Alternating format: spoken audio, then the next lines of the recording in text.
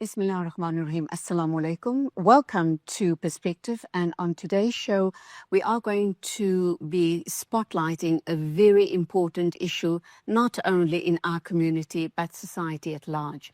We're looking at gender-based violence. Now, although this is a daily phenomenon, gender-based violence remains invisible. Why? Simply because half of our society believes that it's a non-issue. We are here today to highlight it as a very serious global phenomena and issue. The rate of gender-based violence reporting is very, very low, and according to one of the largest studies undertaken in the EU, where they involved over 42,000 women aged between the age of 18 to 74, we've now come to realize, not only us, but globally, that gender-based violence is a very, very serious matter, and it is about time governments start taking serious action against the perpetrators of GBV. In keeping with that, the reason why we have three phenomenal ladies in the studio with us today is to highlight a book that has been written by a wonderful woman, and she is accompanied by two of her friends to talk about GBV, not only to me personally, but through her book as well. Assalamu alaikum to you, Farah-Dinah. Welcome to the program, and I salute you for having this amazing book. You've written it. I understand it's being published in the next few days. So the name of the book. Wa alaikum salam. Jazakallah so much for having me. It's such a pleasure to be here again. The name of the book is Beyond Her Silence. And of course, you have two women who are in studio with you. I'd say they are now your friends. Definitely. They've contributed to this book as well. Why was it so important to write the book? It's something that I've thought about for a long time. Women generally don't come forward. Our stories stay with us or within our close circle of friends or family. And I think it's something that, it should be out in the open. It's something that will help other women. And that is the purpose of the book as well. The main purpose, to help others. Nadia, Essop, assalamu alaikum to you. Welcome. Wa alaikum salam. Jazakallah for having us here. Thank you for being here. Do you agree with Farah-Dinah that these stories should be told, these stories should be discussed? Because if we hide and sweep these issues under the carpet, it's just going to go on perpetrating for generations to come. Yes, I definitely agree. Will be stories just living it, but if we tell our stories, a lot of women can resonate with our stories. And I really would like to thank Farah for encouraging us to tell our stories and actually making this a reality and possible to voice our opinions. Fatima, Chadili, lovely to have you here again in studio. Previously, when you were here, I was pleasantly surprised that you were so candid about your situation. You too are a victim of GBV. And you go on telling your story and speaking about your story. Do you believe that it can and will make a difference? Wa alaikum salam rahmatullahi wa barakatuh, Julie. Yes, I certainly do, and that's why I carry on talking. And I talk to people that I meet, and I talk to people in groups about it.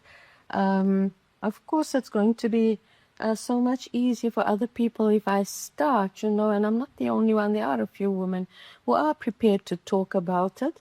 It's been swept under the carpet for too long. Initially, I was also a bit embarrassed to talk about it. And when I realized that the more you are embarrassed, the more it gives the perpetrator license to do what he does. Unfortunately, what I found about most of them are narcissists. And nowadays, we're not allowed to talk about narcissism. But I did realize that most of them are narcissists. I'll ask you to expand on that a little later on in the show. Okay. Let's get back to you, the very brave author of this book, Beyond Her Silence. You gave it a lot of thought, and undoubtedly you came across women. You probably know women in your own circle that were victims of GBV. Did you kind of feel that by writing this book, you're going to firstly give out a very strong message, but sadly, we can't rescue these women, can we? What are you hoping to achieve by publishing the book? I think, first of all, for these women who have come forward, and the book is not only GBV stories, there's quite a nice mixture of stories. Oh, wow. But for the ones who have experienced GBV, writing it down and seeing it in black and white is also a process of healing. I think that's the first step for them. And I think, that's one of the aims of it, that they heal too.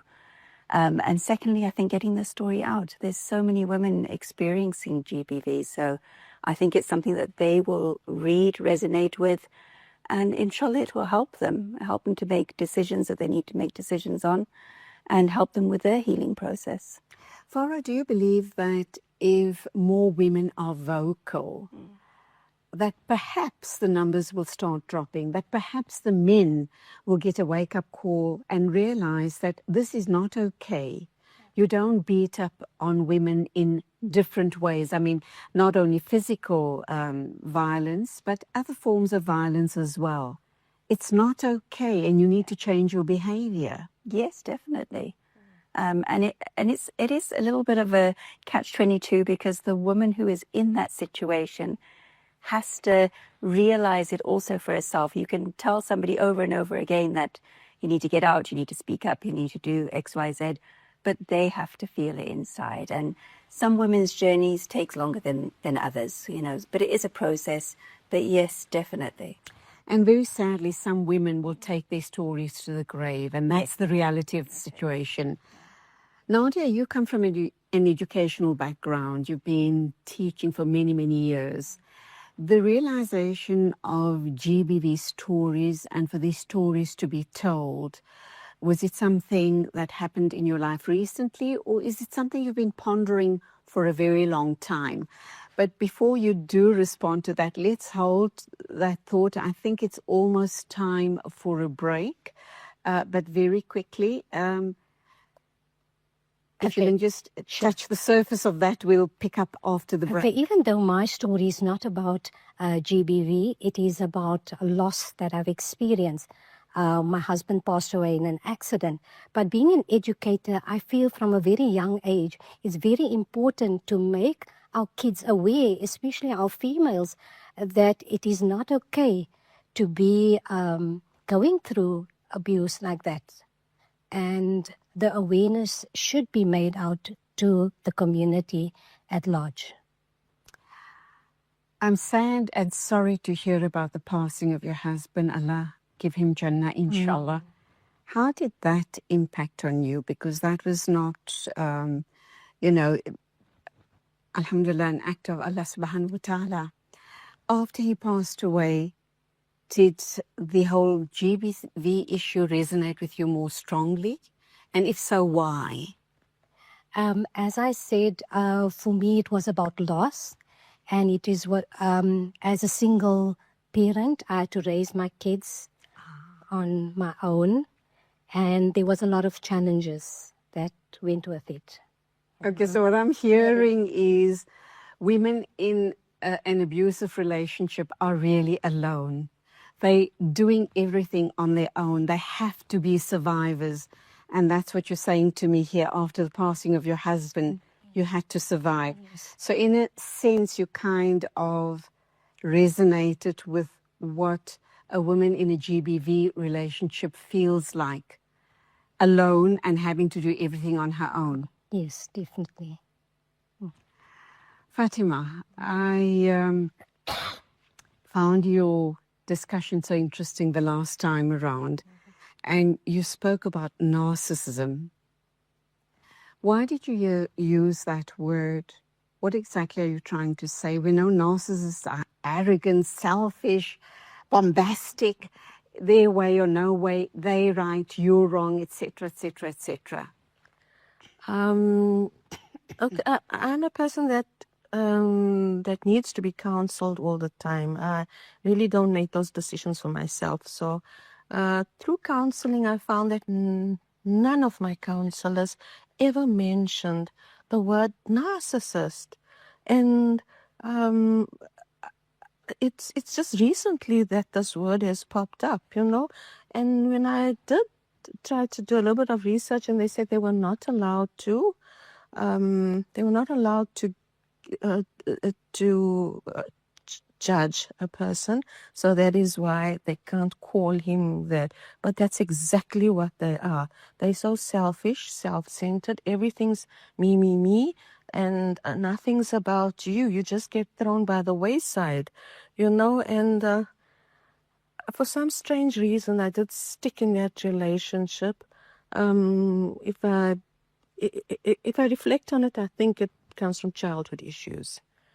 I think that's where it comes from, the inner child, the things that I had been through as a kid, which is a long story to tell you, but that's where my reflections go. Okay, we're going to take an ad break and we will reflect right after the ad break. There's so much to uncover. Yeah. And I just hope it's not too painful and brings back too many dark memories for you, but all of that after the ad break. 3 amazing women in studio with me talking about GBV, talking about their stories. And of course, this amazing book will be published, will be launched on the 31st of January. And we do hope you're going to go out and get yourself a copy and start understanding the lives of people that are in these type of relationships.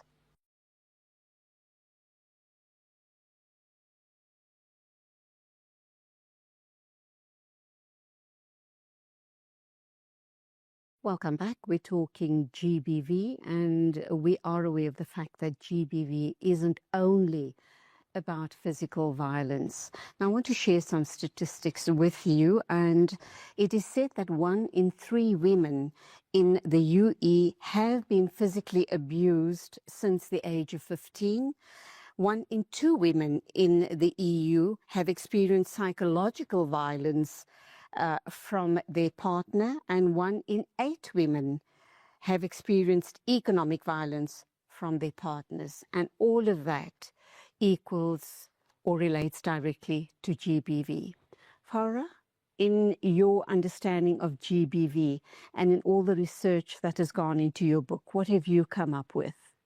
There are a lot of women who are going through various stages of GBV.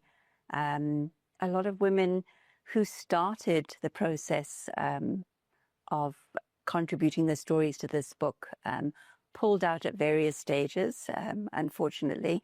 But I have to respect, their wishes, their story. They weren't ready to share their story.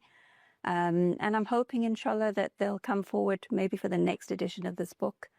But there are a lot. There are so many, and so many women stay quiet about it. And I think that is the saddest thing ever, because there's no healing involved. There's no moving forward. There's no progress in their lives. And for various reasons, they can't say anything. And earlier on, I spoke with Nadia about the loss in her life. She indicated that hers is not a GBV story, but she has made a contribution to the book.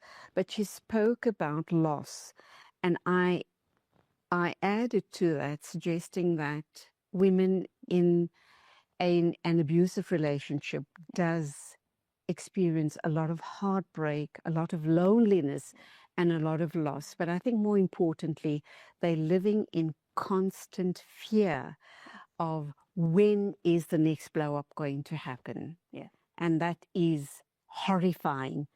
Fatima, I think you've had lots of such moments in your life. 10 years.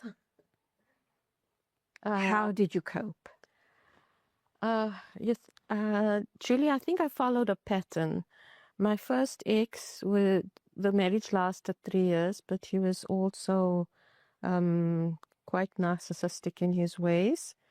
He just wasn't physically violent, so I didn't experience any physical violence. But The second marriage, unfortunately, I followed the pattern and married the same kind of person.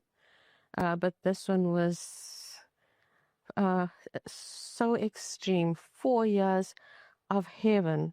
I thought, God, why did I choose the first husband? It was wonderful. He'd cook. He was such an amazing partner. After 4 months, it was hell. It was hell. He never came home. I wasn't allowed to question him. We had to go into strange places to look for him. And it was, but it carried on for 10 years. That's why I say there's something that I couldn't really put my finger on, but these days when I reflect, I figured that it is the thing that we keep quiet about in our community. We're not allowed to talk about these things. And I think that was the problem.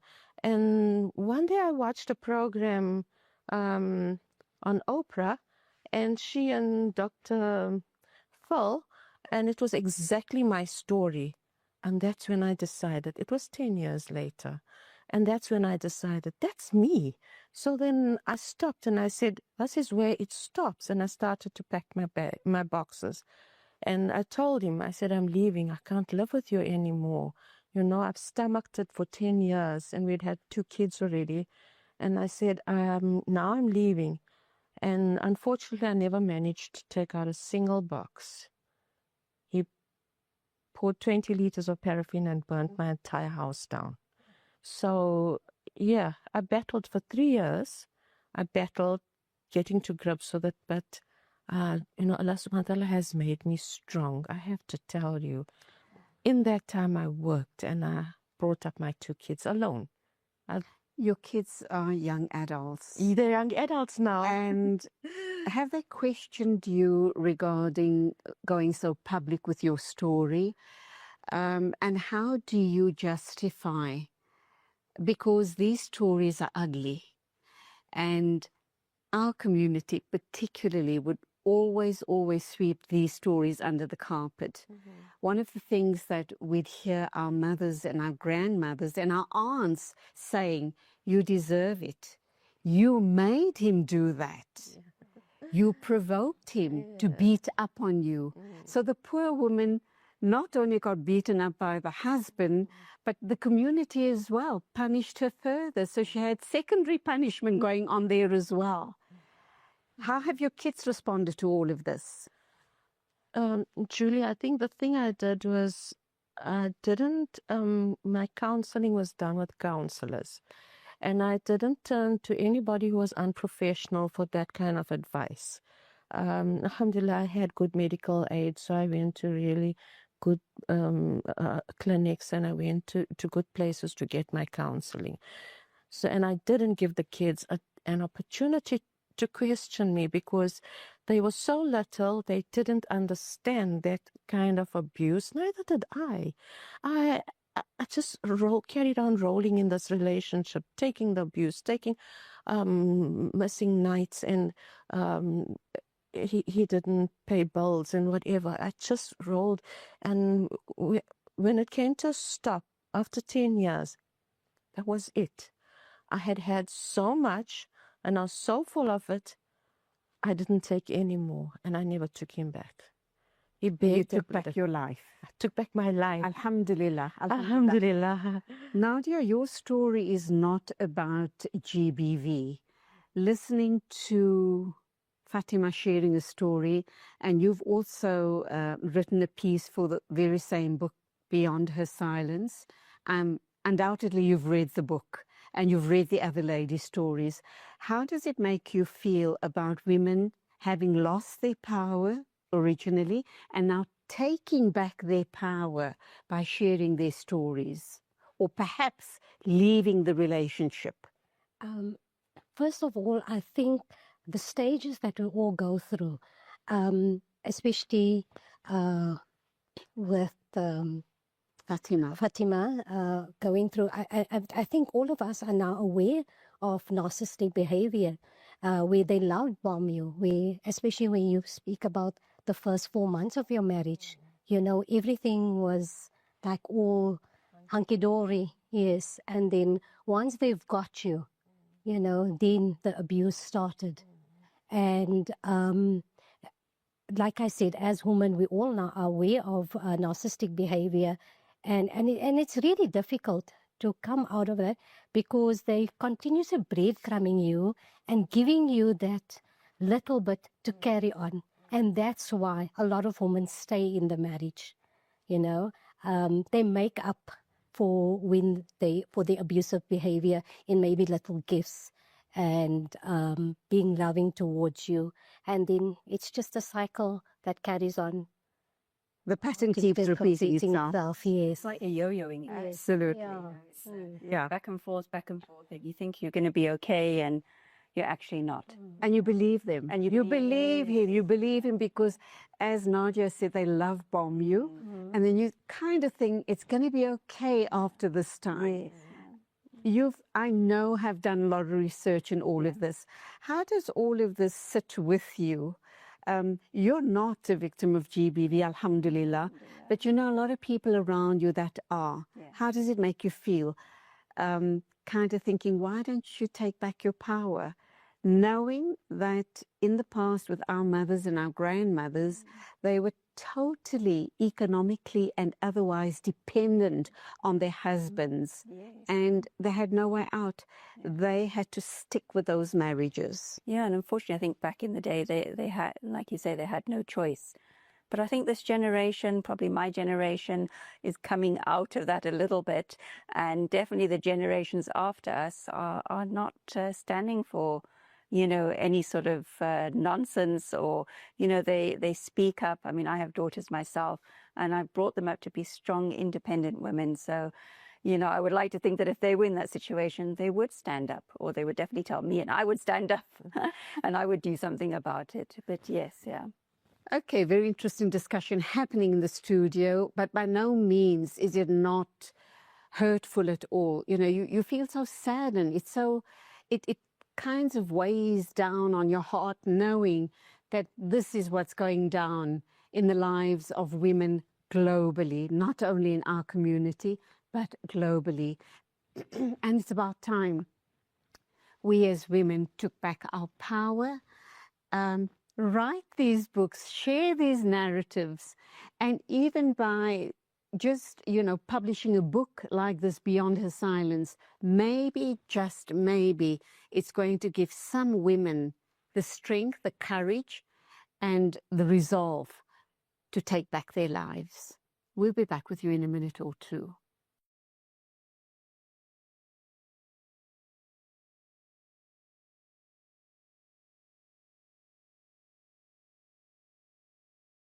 Welcome back. Farah-Dinah Ismail is my guest. She's an author.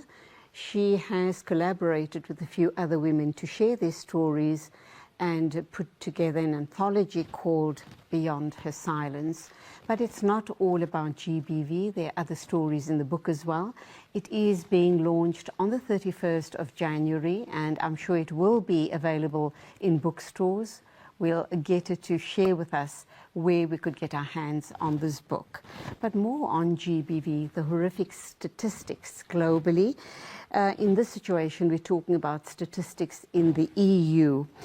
They, according to the study that was carried out in 2024, 1 in 10 women have experienced sexual abuse and sexual violence since the age of 15 and over, the tender age of 15. 1 in 20 women have been raped, and that doesn't mean to say it doesn't happen in our community. And also 1 in 3 women have been sexually harassed at work. Frightening, isn't it? It is. It's quite horrific. Yeah. Would you say a similar picture plays out globally? These are statistics from the EU. In South Africa, what is very unique here is we have the situation of femicide. Yes. And I mean, Allah alone knows when and how and why those situations happen. Yes, yeah. And I don't think the statistics are a true reflection of what's going on. I think a lot is not reported, one swept under the rug, you know, and I think women are scared to come forward as well. They're scared also to confront the perpetrators. So I think it's something that needs to come out in the open and needs to be talked about and discussed. I've been looking into GBV as well, and I've talked with various people about it. And one of the things that, you know, when we talk about narcissistic behavior, some of the women have been telling me that the reason they remain silent is the perpetrator threatens, they're not concerned about their own health and well-being, but the perpetrator threatens their children and other family members. Yes. And they are so terrified that if they go public, then their family members or their children might get harmed. Yes. Yeah. So that does indicate several issues here, Farah, and that is we're living still in a very patriarchal society, and there are other factors that play here as well. Men not feeling good about themselves, men with very low self-esteem, men with a multiple set of issues that are driving them to perpetrate violence on women. Yes, yeah, definitely. I mean, it's something it's global. It's not, you know, only relating to the EU. It's throughout the world. Women are going through all of these struggles. They can't say too much, like you said. There's threats to their family. But what avenues do they have then? Unless they actually remove themselves from the whole situation, go into basically into hiding or relocate, or, you know, it's a very difficult topic, and it's very difficult to find the best solution. Each woman each individual woman has a specific set of circumstances. And it's so unfair that your life then, as the victim, gets put on hold simply because this narcissist has this power over you. Yes, yeah. This, as far as he's concerned, this immense wealth of power. Yeah. And he is going to call all of the shots. Yes. And you are this little puppet just pandering to all his whims and fancies. Nadia, how do you read all of that? Coming from an educational background, I'm wondering if you had opportunity to interact with young people and raise these issues at some point. Yes, well, most of the learners that I've interacted with, they were from the disadvantaged communities. And a lot of them, the perpetrators is people that they know. It is family members, their uncles. And a lot of cases, then we had to refer to the social worker and also counsel a lot of them, you know. And it's very sad because at such a young age, they're being exposed to GBV. And as Fatima said, she was also into her relationship that it almost feels that it's norm. It's a norm, you know. That sadly, we do normalize it, don't we? Yes, yeah. So, yes, definitely, I feel it's important to have that awareness. And I think it's something that they grow up with. So that's why they do think it's normal, because it's from a young age it happens. So the sad reality is Nadia spoke about in the education scenario that she's in, she worked with kids from disadvantaged backgrounds. That doesn't mean that this is not happening in the suburbs or in affluent homes. That doesn't mean that an educated man perhaps is not a perpetrator. And you must have come across a lot of that in your research. Yes, yeah. What does the stats look like? Just from the women that I've dealt with, yeah, it's across the board. I think there is no sort of minority group that you can hone in and say it's only them. It is literally from the bottom to the top. So, Fatima, you've undergone a lot of counselling. What have you gleaned from all of that? What is it that makes these men such monsters? Is it about power? Is it about control? Is it about their very tiny little self-esteem that they have? Is it about men that come from really very damaged backgrounds and childhood? And then when they grow up, they decide that, all of the damage, that they've experienced, they kind of hitting back at society. Just the self-esteem, the low self-esteem. For example, my ex, he's late now, but he came from a very good home.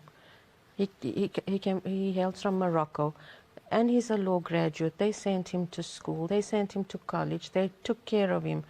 He came from a very good home, but it's the low self-esteem that, I don't know where that stems from, because I didn't see him grow up, but there's nobody else in his family like him, so I don't think it's, what were those other things you mentioned, Julie? You said besides a low self-esteem, it's not the family. It has nothing to do. Control, power, No. wanting to be, not wanting to be invisible, wanting to be recognized. Like I say, it's mostly the low self-esteem, because that's where they get the power from. You see, if you're missing, if they don't have somebody to abuse, then the narcissist is dead. He goes around looking for some. That's why he kept pulling me back into his circle, and I kept trusting him. As much as my sisters and my mom said, you can't do this. You can't trust him anymore. And they kept coming in and helping me and rescuing me out of the situation. But it took 10 years before it actually sunk in that this is not going to change. You went for extensive counselling. It's made you a very strong woman. Yes. You've taken back your power. Yes. But I think in these situations with perpetrators or men who abuse women or abuse other people in their lives, clearly it indicates that they are broken. They are broken human beings. They need to be fixed, and only they can fix themselves. They need the counselling more than we as the victims. They don't believe it. They don't believe it. They really don't. Yeah. Did you try getting your husband to go to counselling? We did initially. I realized there was a problem, and we took him. I can't remember. There was a government counselling service in Fordsburg, and I took him there. And he'd come home and he'd say, "Do you know that counsellor? She actually likes me. She asks me these kinds of questions. It means that she likes me. She has an eye on me. I don't want to go back there." So, a warped sense of you. Yeah, a warped sense of self as well. Yeah. And they would then misrepresent the situation simply for them to get out of the situation or make you feel wrong or stupid. How do you see all of this, Nadia, coming from the background that you do? Yes, definitely. And like Fatima said, his lowest self-esteem, he's actually in her relationship that uses his power over you to make him look like the powerful person, the person in charge in the family. So that is definitely narcissistic behavior. And the sad part is they don't recognize this behavior and what they are doing wrong. And for the them fear that they perpetrate, they seem to read it as respect. And it's far from the respect. It's just fear and loathing towards that person. But let's go for an ad break. We are talking GBV, the effects, the behavior, and if you are a victim, you still have time. There is still room for you to reassess your situation and decide to move out of that situation and take back your life.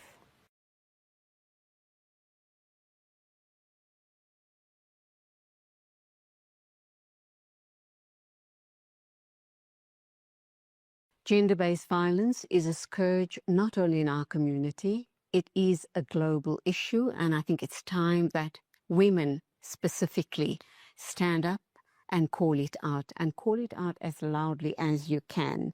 Now, 1 in 5 young women aged 18 to 29 have been sexually harassed online.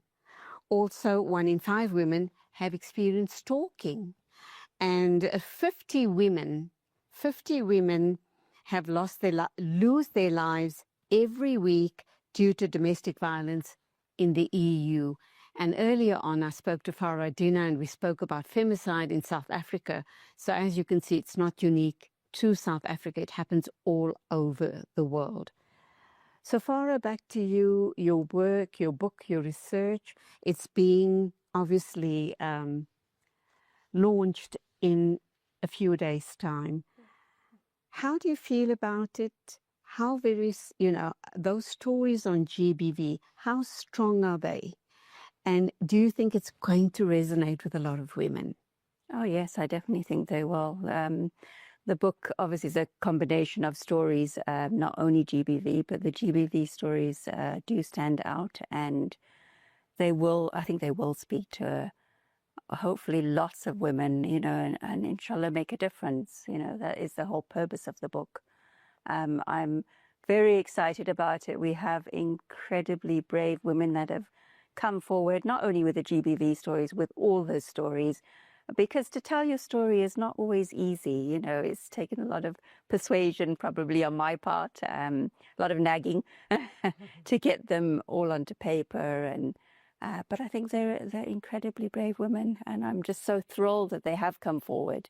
I can't wait to get the book. Me too. But when we talk about, the book, we know that not all of us are writers. You've been gifted this beautiful talent of writing. So when women brought their stories to you, some of them were probably very raw. Did you have to do a lot of editing and so forth to get it in a form that would be readable and understandable and easy to follow?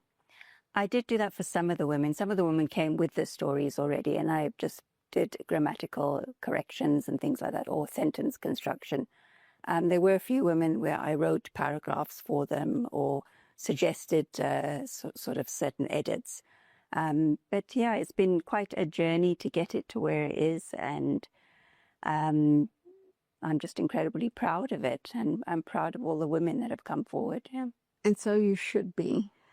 How long did it take from idea generation and then, working on it and then starting your network of women to submit their stories? How long was that journey? Probably over a year it's taken. We had, I think the last time I was on your show, we did an event where we got women together. Fatima did tell her story at the event.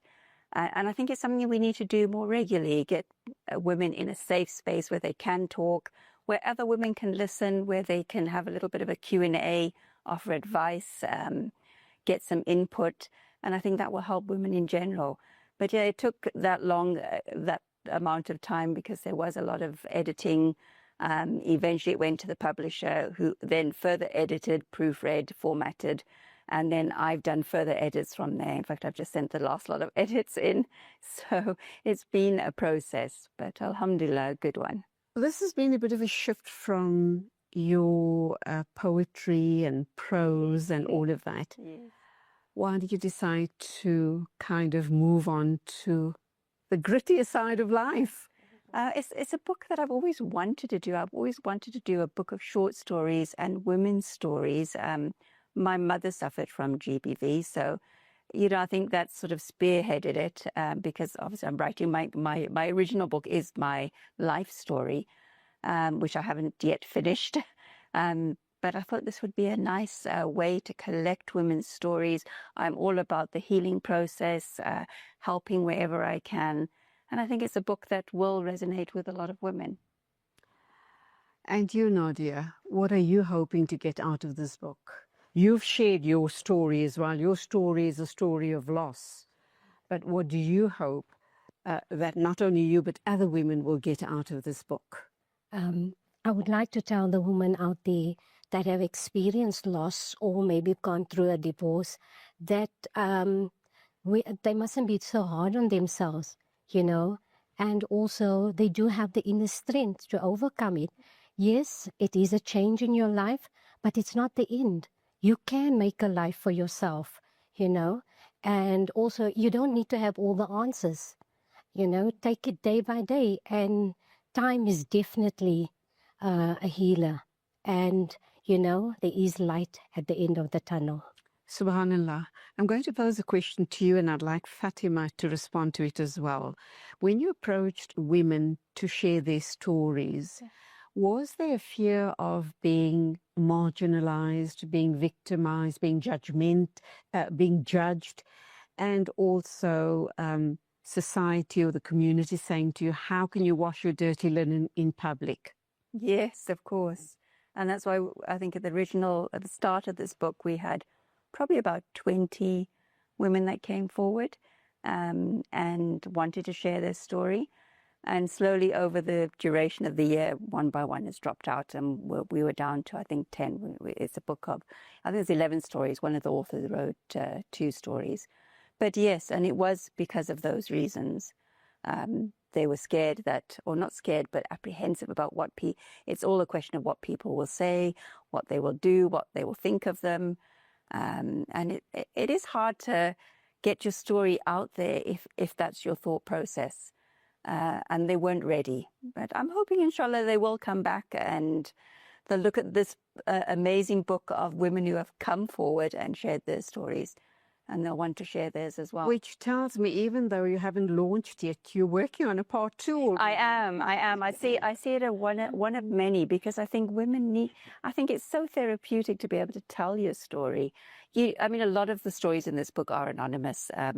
Women haven't put their names to the actual stories, which I think is, you know, I respect that as well. Or they've used a pseudonym, which is fine.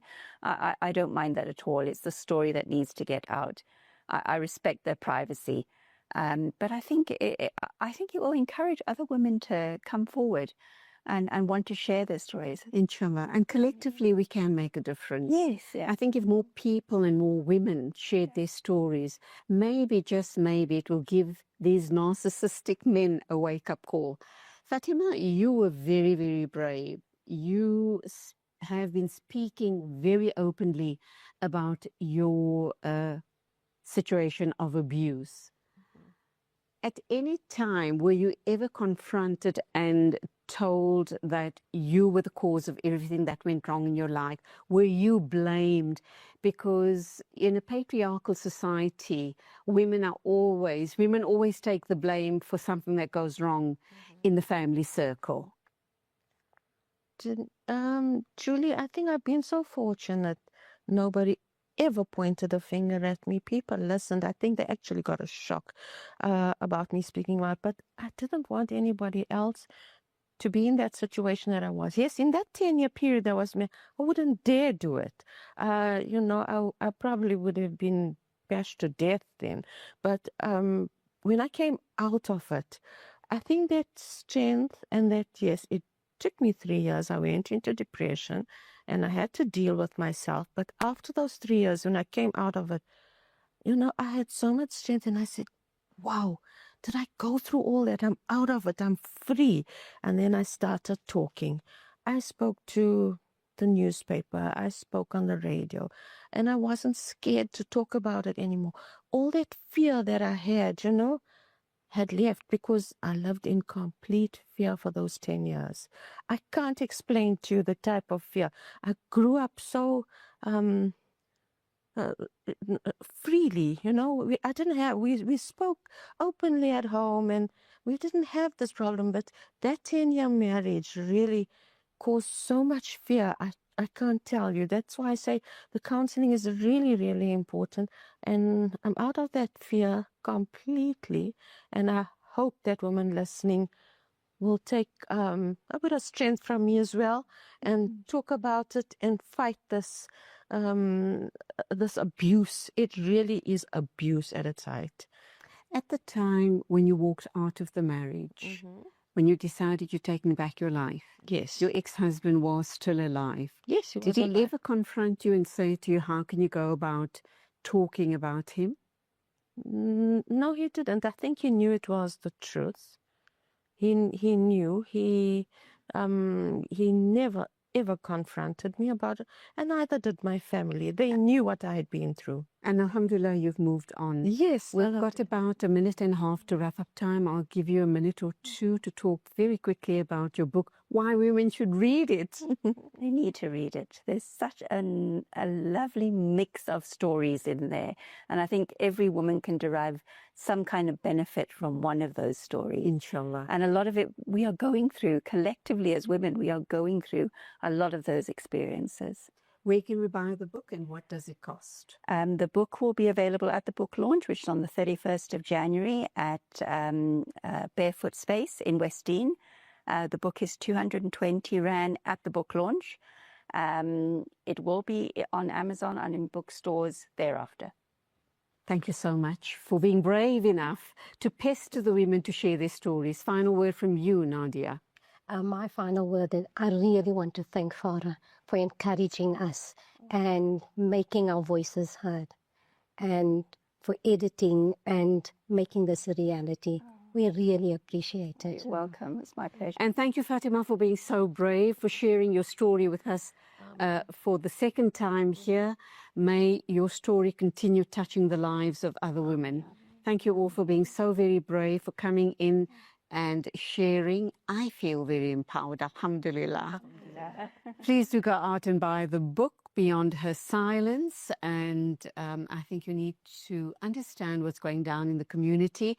Once you've read the book, perhaps you can put a hand out to anyone who is struggling in an abusive relationship. All of us can do our little bit to make a meaningful difference.